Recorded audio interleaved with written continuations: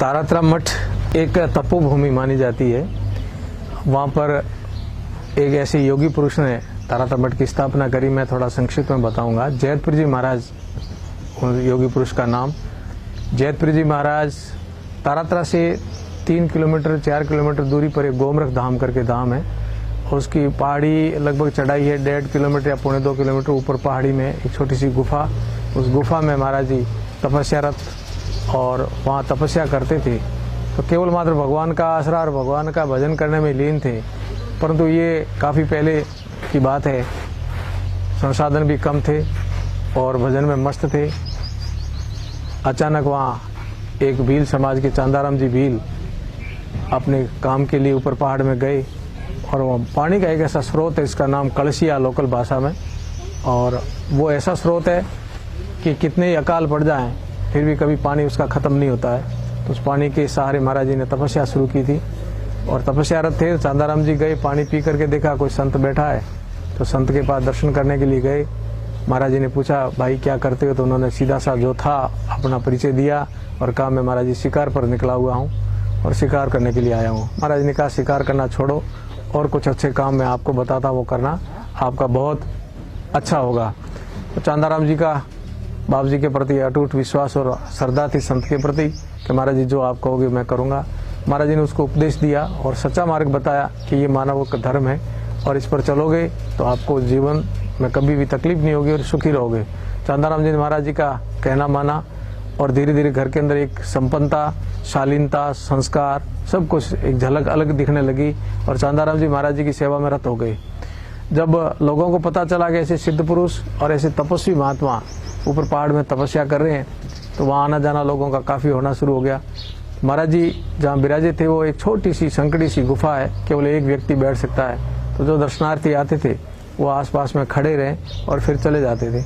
चांदाराम जी ने महाराज जी से कहा कि महाराज जी आपकी आज्ञा हो तो मैं एक नीचे झोंपड़ा बना देता हूँ, जिससे आने वाले आगंतुक श्रद्धालु थोड़ी देर विश्राम कर लें। महाराज जी ने कहा आप झोंपड़ा बना सकते हो, बढ़ाओ आपकी इच्छा है। तो चांदाराम जी ने झोंपड़ा बनाना शुरू किया। दिन में वो पत्थरों की चिनाई करते थे, रात को उसको कोई बिखेर जाता था। 5-7 दिन शायद ये क्रम चला होगा। अंततः चांदाराम जी ने महाराज जी से कहा कि महाराज जी कोई रात को आकर के बिखेर जाता है, मैं दिन भर मेहनत करता हूँ, रात को कोई बिखेर जाता है।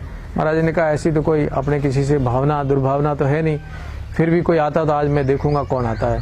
महाराज जी वहाँ गए तो एक संत आए, बहुत दिव्य संत आए। उन्होंने अपना परिचय दिया कि मेरा नाम गोम ऋषि है और मैं आदि अनादि काल से योग बल से यहाँ पर तपस्यारत हूँ और मैंने योग बल से अपने शरीर को अक्षुण रखा है, लंबा रखा है और भजन में लीन रहता हूँ। परंतु आप और हम दोनों समकालीन संत हैं। आप भी यहाँ तपस्या करते थे, परंतु आप लगभग पहुँचे, थोड़े से आप भ्रमित हो गए हो। आपका धूणा भी यहाँ पास में ही है। आपने भी साधु के रूप में जब भी जन्म लिया साधु बन करके भजन ही किया है और जन्मों जन्मों के आप साधु हो और इस जन्म में भी आप साधु बन करके भजन कर रहे हो। और आपका परंपरागत जो प्राचीन धूणा है वो यहाँ से थोड़ा सा दूर है, मैं आपको संकेत दे सकता हूँ। तो महाराज जी ने कहा संकेत दो, बताओ महाराज जी कृपा करो। तो गोम ऋषि जी ने जैतपुर जी महाराज को संकेत दिए कि यहाँ से तकरीबन 4-5 किलोमीटर दूर गायों के बाड़े हैं। गायों के बाड़े में भी बछड़ों का बाड़ा है। बछड़ों के बाड़े में एक छोटा सा समी का पेड़ है, जिसको अपने यहाँ देसी भाषा में खेजड़ी कहते हैं। वो खेजड़िया था। उन खेजड़िए से, उस समी के पेड़ से आप 2.5 कदम दक्षिण दिशा की तरफ नाप करके फिर खोदते जाना, हताश मत होना, निराश मत होना और थकना मत। आपको निश्चय ही वो आपको धूणा मिलेगा, वहाँ अवशेष मिलेंगे धूणे के, जो आपने पहले सदियों पहले तपस्या की थी और वही आपका स्थान है। वहाँ जाकर के वापस अपनी तपस्या शुरू करो तो आपको और जीवन में आगे बढ़ोगे, भजन आपका पकेगा। महाराज जी ने कहा आपकी बड़ी कृपा है संत महाराज जी, आपने हमें मार्गदर्शन दिया। जो गोम ऋषि थे वो अपने गंतव्य स्थान पर निकल गए, अदृश्य हो गए। जैतपुर जी महाराज प्रसन्नतापूर्वक अपने वापिस गुफा में आके बैठे। सुबह चांदाराम जी भील आए। चांदाराम जी ने पूछा महाराज जी कौन क्या रही रात की घटना। तो महाराज जी ने जो हुआ सारा चांदाराम जी को बताया। चूँकि जैतपुर जी महाराज का जन्म बाड़मेर जिले का नहीं था, जोधपुर जिले में हुआ था और वो भजनानंदी होने के नाते, वैराग्य के नाते उनका लेख था, प्रारब्ध था कि इस पहाड़ी की तलहटी में आए। परंतु भौगोलिक स्थिति को जानते नहीं थी, कहाँ गायों के बाड़े, कहाँ निवास है, किसका रहना सहना। तो सीधे पहाड़ में गए। पहले चूँकि वो चौटन मठ में शिष्य बने थे और चौटन से निकल करके गोमरख धाम के पास में अपने गुरु के साथ में कुछ दिन वहाँ बिताए थे और उससे बाद में फिर पोकरण वादाली तालाब पर गए थे। वहां से गुरु महाराज की आज्ञा लेकर के, जुगतपुरी जी महाराज जी की आज्ञा लेकर के वापिस उन्होंने कहा मेरा मन होता है कि चोटन से निकल करके अपन जिन पहाड़ों में तलटिया में कुछ दिन रुके थे वहां जाके तपस्या करने का है। तो जुगतपुरी जी महाराज ने कहा कि आपका मन है वहां जाने का, जरूर वहां जाके आप तपस्या करो, अपने जीवन को सफल करो। जैतपुरी जी महाराज जब चांदाराम ने कहा तो जैतपुरी जी ने सारी घटनाक्रम चांदाराम को बताई कि रात को एक ऐसे संत आए, उन्होंने मुझे बताया कि आप जन्म जन्मों के संत हो और आपकी तपोभूमि जहाँ आपने पहले तपस्या की वो यहाँ से कुछ किलोमीटर दूर पर है, और ये गायों के बाड़े, बछड़ों के बाड़े, उसके अंदर एक समी का पेड़ है, वहाँ जा करके आप खोज करना, आपका धूणा मिलेगा। तो चांदाराम जी वहाँ के लोकल व्यक्ति थे, स्थानीय व्यक्ति थे। चांदाराम जी ने कहा महाराज जी बिल्कुल यहाँ से इतनी दूर पर गायों के बाड़े हैं और अपन चल करके सब देखेंगे, जो संत ने कहा ऐसे अपने को निशान मिलेंगे। गाँव वाले कुछ थे, उनको साथ में लिया। चांदाराम जी महाराज जी गायों के बाड़े में गए, देखा तो जो संत ने बताया था गोम ऋषि जी ने वो का वो उनको दृश्य दिखा। वहाँ बछड़ों का बाड़ा और बछड़ों के बाड़े में समी का छोटा पेड़, कि यही समी का पेड़ है महाराज जी ने जो बताया। अब इसे अपने को अड़ी कदम नाप करके यहाँ खोदना है। तो वहाँ जब खोदने शुरू किया सबने मिल करके भक्तों ने, तो कई दिन लगे होंगे शायद क्योंकि काफ़ी गहरा था, परंतु जब वो आया धूणा असली तो वहाँ धूणे के अवशेष, धूणे का जो आकार होता है ऐसा आकार टाइप का, और उसके अंदर बबूती, कोयले, जो भी धूणे के अवशेष थे प्राचीन वो सारे के सारे मिले। तो इस प्रकार से वो देख करके जैतपुरी जी महाराज को अति प्रसन्नता हुई कि मेरा प्राचीन धूणा मुझे मिल गया और यही मैं साधना और तपस्या करूंगा। वहाँ फिर जैतपुरी जी महाराज ने अपनी साधना और तपस्या करी, और साथ ही साथ चांदाराम जी भील, उनका भी धूणा हमारे वहाँ तारात्रा जाओगे तो दोनों का धूणा है। बड़ा धूणा है वो जैतपुरी जी महाराज का है, और छोटा धूणा उसी के पास उसी परिसर में है वो चांदाराम भील का है। और ये समरसता का प्रतीक, संत के घर में कोई भेद नहीं होता, कोई जाति नहीं होती है। उसका उस समय भी गुरु महाराज ने संदेश दिया, और आज दिन तक हम तारात्रा मठ में उस परिपाटी को, उस परंपरा को निभा रहे हैं कि मठ में कोई भी किसी प्रकार का जाति भेद नहीं करके भक्त बीज पलटे नहीं, जे जुग जाए अनंत, ऊंच नीच घर अवतरे रहे संत का संत। सभी के घर संत पैदा होते हैं और भजन सभी करते हैं। तो चांदाराम जी हमारे मठ के परिवार के एक सदस्य, परिवार के कुटुंब के। चांदाराम जी की धूणी की भी पूजा विधिवत रूप से दोनों समय होती है, जैतपुरी जी महाराज की भी होती है। तो जैतपुरी जी महाराज ने तारात्रा मठ स्थापित किया, वहाँ से चल करके मेरे तक 7वीं पीढ़ी है, और जितने भी महंत हुए तारात्रा मठ के परम योगी, तपस्वी और सिद्ध पुरुष श्रृंखला, क्योंकि गुरु परंपरा है, गुरु अपने शिष्यों को आगे से आगे जो उसके पास ज्ञान होती है, विद्या होती है, वो निश्चय शिष्य, योग्य शिष्य को सिखाते हैं, देते हैं। उस परंपरा में तारात्रा मठ के विजय जैतपुरी जी बाप जी की जीवित समाधि है, और जीवित समाधि एक योग की बड़ी परम पराकाष्ठा है। यानी अपनी आत्मा को शरीर से निकालना, अपने स्वयं के अधीन कर लेना, जब चाहो तब शरीर में से आत्मा को निकाल करके और कहीं विस्तृत करो, तो वो योग की पराकाष्ठा होती है, उसको कहते हैं जीवित समाधि। जैतपुरी जी महाराज ने जीवित समाधि ली, और जाते जाते लोक कल्याण के लिए महाराज जी एक सिद्धि भी दे गए। उस समय पागल कुत्ते के काटे हुए के टीकाकरण नहीं था, टीका नहीं होता था रेबीज का, पर लोग खूब पागल कुत्ते या पागल प्राणी के काटे होने के कारण काफ़ी मौतें होती थी। तो महाराज जी ने एक सिद्धि दी वहाँ मठ में कि यहाँ का भोग जो प्रसाद चढ़ता है उसका टुकड़ा, उसके भोग का प्रसाद किसी को देना, आपको रेबीज की बीमारी पागल के काटने के बाद भी नहीं होगी। अब भी वो परंपरा चालू है लोक कल्याण के लिए। तारात्रा मठ में प्रसिद्ध है कि पागल कुत्ते या और किसी जंगली जानवर के काटने के बाद में तारात्रा मठ में आते हैं और भोग का प्रसाद लेकर के आस्था और विश्वास के साथ में वो स्वस्थ होते हैं। जैतपुरी जी महाराज जीवित समाधि के बाद में दूसरे नंबर के हमारे महंत जी हुए श्यामपुरी जी बाप जी। श्यामपुरी बाप जी ऐसे बीकानेर के राज परिवार से उनका पारिवारिक पृष्ठभूमि थी, परंतु वैराग्य और प्रारब्ध था उनका यहाँ आकर के भजन करने का।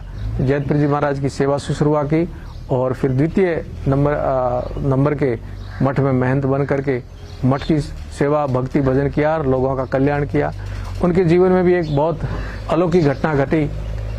हमारे पड़ोस में एक आकोड़ा गांव है तारात्रा में, और राजपूत परिवार में एक युवा बीमार हो गया, और काफ़ी प्रयास करने के पास भी उस बाद भी बीमारी का कोई इलाज नहीं लगा। सब जगह पूछ लिया, परख लिया, अंततः थक गए कि अब क्या किया जाए। तो किसी ने कहा कि महाराज जी को ले आओ और महाराज जी से कुछ प्रार्थना करते हैं। तो श्यामपुरी जी बाप जी को लेके गए। शाम के समय दिनस्थ होने का समय था। घंटा भर महाराज जी वहाँ बैठे होंगे उनके घर में, और जिस व्यक्ति को ठीक करने गए थे वो युवा देखते देखते 1 घंटे भर बाद उनका देहांत हो गया। चारों तरफ कोलाहल मच गया, सब माताएं बहनें रोने लग गई, लोग मायूस हो गए कि महाराज जी आने के बाद में ये घटना घट गई, तो अब क्या कर सकते। महाराज जी थोड़ी देर अपने ध्यान में बैठे, एकदम शांत मुद्रा में बैठ कर कहा कोई बात नहीं, आप तो धूप चढ़ाओ, कलश करते हैं, गुरु महाराज को प्रार्थना करते हैं कि जीवित हो। ऐसा करके उन्होंने धूप मंगाया, धूप चढ़ाया और लोगों से कहा कि भगवान को प्रार्थना करूंगा। भगवान सुनते हैं भगत की। इतिहास में भी कहा है कर्माबाई का खींचड़ा भी खा गए, मीरा का जहर का अमृत का प्याला, और राम जाने किन किन भक्तों को, हृदय से जिन भक्तों ने भगवान को याद किया है, तो सब भक्तों पर भगवान की कृपा हुई है। मैं भी भगवान से, इष्ट से प्रार्थना करूंगा कि आज मेरी भगवे की लाज रखेंगे और ये बच्चा निश्चित जिंदा होगा। ऐसा करके धूप करके बाप जी ने कहा ये कलश इसके ऊपर छांटो, मैं भगवान से प्रार्थना करता हूँ मेरी उम्र इसको लग जाए और ये जिंदा होगा निश्चय ही। परंतु एक काम आप करना कि जब इसकी शादी करो और इसकी संतान हो तो पहली संतान वापिस आप मठ में दे देना, संत बना देना। कर करके महाराज जी ने संकल्प किया, संकल्प करके उस बच्चे पर पानी छिड़का और वो एक अलौकिक घटना घटी कि वो बच्चा जिंदा हो गया और महाराज जी ने वहाँ समाधि ली। और उस बच्चे का जब वो युवा हुआ, शादी हुई, तो जो प्रथम पुत्र हुआ उसको मठ में शिष्य बनाया, जिसकी समाधि तारातम मठ में है, आमपुरी जी नाम रखा गया था। और महाराज जी द्वितीय महाराज जी ने, श्यामपुरी जी महाराज जी ने इस प्रकार से अपना ही उम्र, अपना जीवन दूसरों के परोपकार के लिए, दूसरों को जिंदगी देने के लिए दिया। और श्यामपुरी जी बाप जी की भी समाधि वहाँ बनी हुई है। तीसरे नंबर के वहाँ हमारे वहाँ विजयपुर जी बाप जी भी, वो त्रिकालदर्शी योगी थे, भूत भविष्य और वर्तमान तीनों का ज्ञात होता था। परमहंस स्थिति थी, योगी पुरुष की एक बहुत उच्च स्थिति के योगी पुरुष थे। उन्होंने भी जीव समाधि ली। क्योंकि वैसे तो तारातम मठ की जो व्याख्या है बहुत लंबी चौड़ी है, मैं इतनी लंबी आपके सामने नहीं रख पाऊंगा। हो सकता है आप इसको पार्ट भाग में करें, परंतु मैं संक्षिप्त में ये कहूँगा कि विजयपुर जी बाबा जी ने जीव समाधि ली तो उसने प्रमाण ये रखा था कि जीव समाधि में ऐसे लूँगा, माला हाथ में लेकर के बैठूंगा। जब माला के 108 मणके जप करके सुमेरु पर मेरा अंगुष्ठ आएगा तो सुमेरु मेरी माला छूटेगी, ओम स्मरण करके मैं कपाल से प्राण निकालूंगा। ऐसी विधि की सैकड़ों हजारों लोगों के बीच में जीव समाधि ली और उनके जीवन में कितने अलौकिक प्रसंग चले वो तो एक बहुत बड़ा लंबा विषय हो जाएगा। बहुत उनके जीवन में कार्यकाल, एक छोटी सी घटना में आज संक्षिप्त बता दूं, विजयपुर जी महाराज कितने वचन सिद्ध थी। बीकानेर के श्यामपुर जी बाप जी होने के नाते बीकानेर के लोगों का मठ में आना जाना था और बीकानेर के एक सेठ परिवार, महेश्वरी परिवार में कि 7 बच्चियां थी। तो वही आशा लेकर के आया कि ऐसे सिद्ध पुरुष के पास जाऊंगा तो मैं एक बच्चे के लिए प्रार्थना करूंगा, मेरे को संतान के रूप में बच्चा दें और महाराज जी की कृपा होगी तो लड़का हो जाएगा। तो छोटी बच्ची थी, वो सेठ जी की गोद में बैठी थी, छोटी 2-2.5 साल की उम्र होगी शायद। वेशभूषा से ये पता नहीं चलता था कि ये लड़का है या लड़की है। बाप की गोद से उसको माँ के पास जाना था और वो बार बार बोल रही थी बाई बाई बाई। हमारे यहाँ बेटी को भी कहते हैं, बाई माँ को भी कहते हैं। तो उस बच्ची ने जैसे बाई बाई कहना शुरू किया तो सेठ ने ये भ्रम किया कि महाराज जी इसको लड़का समझ रहे हैं और ये बाई बाई कह रही है, तो महाराज जी कहेंगे तेरे को बाई चाहिए क्या, तो मेरे एक और लड़की ना आ जाए। महाराज जी चूंकि त्रिकालदर्शी योगी थे, वो सेठ की मन की बात को समझ करके महाराज जी को थोड़ा अटपटा लगा और कह दिया कि मुंह के हाथ मत दे, तेरे घर बाई आएगी। और महाराज जी की मठ में एक गाय थी जो बहुत बुढ़ी हो गई थी, काले रंग की थी, पर तो सिर के बीचों बीच टीका था सफेद, तो उसका नाम टीकली था। महाराज जी की नजर ऐसे पड़ी, प्रोड़ में खड़ी थी, अरे के टीकली तूने खूब खींचड़ा खाया मटका, अब सेठ के घर जा, सेठ को भी सुख देना और तू भी सुखी होगी। देखिए 9 महीने में वो गाय ने तुरंत प्राण छोड़े। 9 महीने बाद सेठ के घर लड़की के रूप में वो गाय आई और अपनी निशानी पूर्व जन्म की जो गाय टीकली थी वो टीका ऐसे कैसे लेके आई थी। जब तक वो जिंदा थी बाई मठ में आती थी और कहती थी मैं तो मठ की गाय थी, टीकली पूर्व जन्म में। तो महाराज ने सेठ के घर भेज दी। अब सेठ की मेरे पिता के रूप में सेवा करती हूँ और अपना काम भी करती हूँ। तो विजयपुर जी महाराज इतने सिद्ध पुरुष हुए। विजयपुर जी महाराज के बाद में तेजपुर जी महाराज हुए। तेजपुर जी ने भी जिस प्रकार श्यामपुर जी बाप जी ने अपनी उम्र दी, ऐसे तेजपुर जी महाराज ने तारातम मठ के एक बहुत मेहनतकश, परोपकारी, सेवा भावी चौधरी सियाग परिवार के उमाराम, उनकी मृत्यु हो गई। उनके घर के आगे से मार्ग निकलता था मठ और में जाने का, खेत से मठ जाने का। महाराज जी घोड़े पर से आ रहे थे और जैसे ही घर में क्रंदन हुआ, रोना शुरू हुआ, महाराज जी घोड़ी लेकर के गेट पर, दरबार पर गए, देखा क्या हुआ, पूछा तो लोगों ने कहा बाबूजी उमा चला गया। अरे कि नहीं उमे जैसा आदमी रहना चाहिए, उमे को मेरी उम्र देता हूँ, उमा जिंदा रहना चाहिए। वही करके धूप और कहा ये उमे को उम्र मेरी दी। उमा जिंदा हुआ और महाराज जी ने समाधि ली, तेजपुर जी ने। फिर उनके बाद धर्मपुर जी महाराज हुए। धर्मपुर जी का आप सब लोगों ने सुना होगा, मेलू के अंदर बहुत बड़ा एक ऐसी घटना घटी थी कि प्रतिदिन वहाँ ऐसी एक बीमारी फैली तो डॉक्टरों के, प्रशासन के किसी के समझ में नहीं आ रहा था। दिन में 5-7 आदमी कम से कम मरते थे। ये क्रम का 8-10-12 दिन चला होगा। काफी लोग मरने के बाद हताश होकर के लोग गांव के आए और कहा महाराज जी को लाते हैं, शायद वो योग विद्या से इस बीमारी का अंत करें। धर्मपुर जी महाराज को लेके गए और धर्मपुर जी महाराज ने अपने योग विद्या से उस बीमारी का अंत किया और कहा कि तुम्हारी बीमारी का तो अंत हो गया, पर तो मुझे जाना पड़ेगा। धर्मपुर जी महाराज ने वहाँ समाधि ली, जो बहुत बड़ा स्थान मेलू में तारातरा मठ का धर्मपुर जी का स्थान है। बड़े बड़े मेले लगते हैं, साल में 3 मेले लगते हैं और बहुत ख्यातनाम स्थान बन गया। धर्मपुर जी महाराज के बाद मेरे गुरु महाराज मोहनपुर जी महाराज, आप सब जानते हो, अभी बहुत बड़ा विशाल उनका संत सम्मेलन हुआ। बहुत बड़े योगी पुरुष, कई संत महापुरुष पधारे। बहुत ऐसा सुना है मैंने कई लोगों के मुख से, मीडिया के माध्यम से, कई अनुभवी व्यक्तियों के माध्यम से कि अपने पश्चिमी राजस्थान में, इन्हीं राजस्थान का सबसे बड़ा संत सम्मेलन और ऐसा आयोजन अद्वितीय और अकल्पनीय था मोहनपुर जी महाराज का। मोहनपुर जी महाराज ने भी समाधि ली थी। वो भी बहुत उच्च कोटि के योगी पुरुष थे। उन्होंने तय करके समय पर ली और अंतिम समय हमें वो दर्शन करने का अवसर मिला जब महाराज जी ने समाधि ली थी। उन्होंने सरोदा देखा, स्वर्ग ज्ञान देख करके कहा दही लाओ कांसी के बर्तन में। कांसी के बर्तन में दही मंगाया, दही पीते एक बार और कहा कि एक बार और लाओ। दोबारा दही पी करके फिर कहा मुझे जाना है। ऐसे समाधि ली और मैं उनके सामने प्रमाण हूँ कि गुरु महाराज कितने वचन सिद्ध थे। यूँ तो प्रतिदिन मोहनपुर जी महाराज की कोई इनकी अलौकिक घटना हमें देखने को और सुनने को मिलती है, परंतु मैं जो कह रहा हूँ वो अलौकिक घटना मेरे जीवन से जुड़ी हुई है। मेरे जीवन का आपको मैं बताना चाहता हूँ। मेरी माता जी को पागल कुत्ते ने काटा और पागल कुत्ते के काटने के बाद में माता जी संकोचवश किसी को कह नहीं पाई और 2-2.5 दिन बाद माता जी खुद पागल हो गई। रेबीज हो गया उनको। रेबीज का इलाज इस आधुनिक युग में भी नहीं है, विज्ञान के पास भी नहीं है। माता जी मौत के मुंह में थी, एकदम रेबीज भयंकर था। पता चला इनको रेबीज हो गया तो देखा चारों तरफ द्वार सब बंद है। हॉस्पिटल, डॉक्टर, किसी का द्वार ऐसा नहीं है जो मेरी माता जी के प्राण बच सकते थे।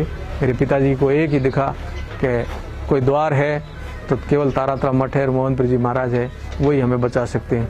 माता जी को उस स्थिति में रेबीज बनी पेशेंट थे और लेके गए गुरु जी के पास, जाके प्रार्थना की कि महाराज जी आपकी कृपा से ही बच सकती है, बाकी कोई ऐसी शक्ति नहीं मेरी पत्नी को बचा सके। और कहा कि मेरे घर से 2 प्राणी आज खत्म होंगे, एक मेरे घर से और मेरे घर से गर्भ है उनका, पेट में कोई प्राणी है वो भी साथ में मरेगा। गुरुजी थोड़ी देर शांत रहे और शांत रह करके कहा बलवंत सिंह जी चिंता मत करो, लड़का होगा उसको संत बना देना, ना आपके घर से मरेंगे ना बच्चा मरेगा, संत होकर के सेवा करेगा और आपका नाम भी करेगा। तो मैं आपके सामने प्रमाण हूँ कि गुरु महाराज के निकले वचन के कारण मैं और मेरी माताजी दोनों जिंदा है। ये एक विज्ञान और बुद्धि वर्ग को एक सोचने का प्रसंग है कि किस प्रकार योगी पुरुष कितनी कृपा करते तो क्या क्या हो जाता, अनहोनी को होनी कर देते हैं। ऐसे मोहनपुर जी महाराज पश्चिमी राजस्थान में मोहनपुर जी महाराज जैसे सिद्ध पुरुष शताब्दी पुरुष थे। सदियों गुजरने के बाद ऐसे शताब्दी पुरुष आते हैं। और यहाँ तो एक कहावत है, मालानी के महादेव यदि कहा जाए तो मोहनपुर जी महाराज को कहते हैं। इतने सिद्ध पुरुष तपस्वी मोहनपुर जी महाराज के चरणों में मुझे 5 साल की उम्र से रहने का सुअवसर मिला और लगातार गुरु महाराज की कृपा रही कि मैं 5 साल का आया था तब मेरे माँ के रूप में, माता का रूप भी मैंने मेरे गुरु में देखा, मेरा पिता के रूप में मेरे गुरु महाराज में देखा। मुझे पढ़ाया लिखाया, शिक्षित दीक्षित किया और लाड प्यार पालन पोषण भी माँ के रूप में उन्होंने किया। और अंत में गुरु का रूप भी देखा, जो अपना ज्ञान था, जो आशीर्वाद था वो दे करके मुझे सेवा करने का मौका दिया। तो मैं तो अपने को बहुत बड़ा सौभाग्यशाली मानता हूँ ऐसे परम तपस्वी के जीवन के नज़दीक रह करके उनकी सेवा करने का और उनके साथ रहने का मुझे सुअवसर मिला। ये हमारे तारातरा मठ की परंपरा है। तारातरा मठ की पश्चिमी राजस्थान में काफ़ी शाखाएं हैं, कुछ गुजरात में भी है। कुल मिलाकर के छोटी बड़ी 27 शाखाएं तारातरा मठ की है। और सार्वजनिक काम, धार्मिक काम, सेवा का काम, चिकित्सा का काम, पर्यावरण का काम, ऐसे कई आयाम तारातरा मठ में चलते हैं गुरु महाराज की कृपा से। आज जिस परिसर में अपन बैठे हैं ये श्री मोहन गौशाला है। 21 साल पूर्व इस गौशाला के गुरु महाराज के आदेश से बहुत सुकून मिलता है, क्योंकि यहाँ का वातावरण जब देखते हैं तकरीबन 200 बीघे के अंदर एकदम हरियाली, बड़े बड़े पेड़। यहाँ आने के बाद में शायद ही ऐसा लगता हो कि बाड़मेर की धरती पर बैठे हैं, एकदम हरियाली। और चारों तरफ गायों के गो सदन, और गायें भी बहुत स्वस्थ और हष्ट-पुष्ट। विशेष करके यहाँ थारपारकर नस्ल की जब गायों को लोग देखते हैं तो उनका हृदय गदगद होता है कि इतनी सुंदर और इतनी स्वस्थ, और ये थारपारकर नस्ल की गौवंश जो एकदम अंतिम कगार पर है, उसको मोहनपुर जी महाराज की कृपा से श्री मोहन गौशाला के ट्रस्टियों ने, मोहन गौशाला ने संरक्षित किया, समर्थित किया है। सब लोग प्रशंसित होते हैं और मुझे कहते हुए कोई हर्ष होता है कि हमारे सरकार के 2 फार्म हाउस है, चांदन और सूरतगढ़ वाले फार्म हाउस वाले भी यहाँ आकर के हमारे यहाँ गौशाला से थारपार गायों को मांग करके ले गए। उन्होंने विनय किया कि किसी भी हालत में आप हमें गाय दो, क्योंकि आपने बहुत अच्छी नस्ल तैयार की। मुझे खुशी हो रही है कि यहाँ संवर्धन का कार्य जो हमारे देश की सबसे उच्च कोटि की देसी नस्ल थारपारकर, उसका अच्छा काम हो रहा है। दूसरा, इस गौशाला परिसर के अंदर सेवा कार्य भी है, एक संवर्धन विभाग है, एक सेवा विभाग है। सेवा विभाग में भी बहुत अच्छा काम हो रहा है। यहाँ लूली, लंगड़ी और विशेष करके अंधे गोवंश का खूब सेवा होती है। तकरीबन 100 के आसपास अंधा गोवंश यहाँ है जिनकी सेवा होती है। 1000 और 1500 के बीच में छोटा बड़ा गोवंश इस समय है, और काफ़ी गो भगत यहाँ आकर के सेवा करते हैं। तो मोहनपुर जी महाराज की प्रेरणा से एक तारातरा मठ का आयाम जो गो सेवा में तत्पर है। दूसरा, शिक्षा के क्षेत्र में प्रताप जी की प्रोड़ के अंदर हमारे मठ परिसर में ही, क्योंकि मठों में शिक्षा होना बहुत ज़रूरी है और करना भी ज़रूरी है, करते नहीं हो बात अलग है, पर हमने पहल की कि मठों के अंदर शिक्षा केंद्र होना चाहिए, संस्कार केंद्र होना चाहिए। तो तारातरा मठ की जो शाखा प्रताप जी की बाड़मेर, वहाँ विद्यालय चलता है, बहुत अच्छा नामी विद्यालय, वहाँ व्यवस्था हो रही है। ऐसे हमने कई मठों में, हमारे सियाणी मठ में और जगह भी मोहनपुर जी महाराज की प्रेरणा से एकल विद्यालय हमने सीमांत क्षेत्र में सुंदरा गडरा की तरफ भी शुरू किए, और शिक्षा के क्षेत्र में काम किया। पर्यावरण के क्षेत्र में बाड़मेर के पास में ही आप जानते हो एक शिव शक्ति धाम, एक ऐसा धाम बना है जो बाड़मेर के लिए एक सौगात है, और पर्यटन की दृष्टि से भी, धार्मिक दृष्टि से और पर्यावरण की दृष्टि से। एक तालाब, सुप्रसिद्ध तालाब जसदेर, जो लुप्त होने की कगार पर था, परंतु आज जाकर के आप देखते हो तो कमल खिलते हैं पश्चिमी राजस्थान में, तो केवल मात्र जसदेर में खिलते हैं। ऐसा सुंदर उस तालाब का संरक्षण किया, और एक पेड़ नहीं था जहाँ पर, वहाँ लाखों पेड़, हर प्रकार के पेड़, औषधीय पेड़, छायादार पेड़, फूलदार, फलदार सब पेड़ लगाए हुए हैं, और जोरदार एक सुंदर वातावरण वहाँ स्थापित हुआ है। वो पर्यावरण के क्षेत्र में भी काम करते हैं। लोगों के लिए समय समय पर औषधीय काम, चिकित्सा के क्षेत्र में काढ़ा पिलाना हो, चाहे और कोई हो, तारातरा मठ बहुआयामी योजनाओं को लेकर के सार्वजनिक कामों के साथ साथ में, धार्मिक कामों के साथ साथ में बहुत कुछ गुरु महाराज की कृपा से कर रहे हैं। और आज तारातरा मठ में दीक्षित सन्यासियों के रूप में भी बहुत बड़े संत मंडल है, जहाँ तकरीबन 25 दीक्षित सन्यासी हैं, मेरे छोटे बड़े गुरु भाई हैं। सभी संत लोग गुरु महाराज के बताए हुए आदेशों पर चल करके क्षेत्र में, मठ में और जगह जगह धर्म का प्रचार करते हैं, अपना भजन भी करते हैं, साथ साथ में परोपकार के कामों में भी समय देते हैं। एक संक्षिप्त में तारातरा मठ का आज का मैं इतना ही बताऊंगा, और यदि आवश्यकता और जरूरत होगी तो समय समय पर तारातरा मठ की और जानकारियां मैं आपके बीच में रखता रहूंगा। मैं धन्यवाद करता हूं जहांगीर साहब का कि आप ऐसे विषयों पर आकर के चर्चा करते हो और पूछते हो, जैसे हमारी भारतीय संस्कृति, भारतीय सभ्यता और भारतीय जीवन शैली और हमारा जो परंपरागत ऋषि परंपरा है, उनको आप उजागर करते हो। और आज इसी की आवश्यकता है कि मानव को मानव कैसे बनाया जाए। मानव को दानव बनाने के लिए सभी लगे हुए हैं, मानव को राक्षस बनाने के लिए सभी लगे हुए हैं, परंतु बहुत कुछ कम लोग हैं जो मानव को मानव बनाने में लगे हुए हैं। आइए हम सब लोग मिलकर के मानव को मानव बनाएं और मानव को मानव का रास्ता बताएं। सर्वे भवन्तु सुखिनः, सर्वे सन्तु निरामया, सर्वे भद्राणि पश्यन्तु, माँ कश्चित् दुःख भाव भवेत्। इस भावना के साथ में अभी चतुर्मास चल रहा है, और चतुर्मास में भी इस गौशाला परिसर के अंदर आप आकर के कभी देखना कितना सुंदर वातावरण बनाया हुआ है, सौम्य वातावरण। यहाँ का जो निवास हमने बनाया वो भी हम प्राचीन परंपरा के अनुसार, पीछे जो कुटियाएं बनी हुई है बिल्कुल गोमय से लिपि पुती हुई है, गोबर से। और यहाँ जहाँ अपन कहते हैं ऑक्सीजन और एंटीबायोटिक शक्ति जो गोबर में है वो किसी में नहीं है, उसका हम प्रयोग कर रहे हैं। यहाँ ऐसे असाध्य रोगियों को भी बिल्कुल ठीक करने के कगार पर ले आई, बहुत लाभ हुआ है, उसको भी आप यहाँ अपनी आंखों से देखना। अभी यहाँ एक ऐसा दमा पीड़ित मरीज था जो चिकित्सा क्षेत्र के लोगों ने मना कर दिया कि इसका हमारे पास कोई इलाज नहीं है, घर जाकर के सेवा करो। चंद दिनों में उसको हमारे यहाँ जो गो भगत श्री खेमाराम जी आर्य उन्होंने उसको बिल्कुल स्वस्थ कर दिया। ऐसे ही शुगर का पेशेंट अभी यहाँ बैठा इसी परिसर में है, जिसकी इतनी शुगर बढ़ गई थी, पैरों में सूजन आ गया था, लीवर पर हाथ नहीं रख सकते थे, परंतु 5, 7, 10 दिन के अंदर अंदर उसको 80% लाभ मिल गया।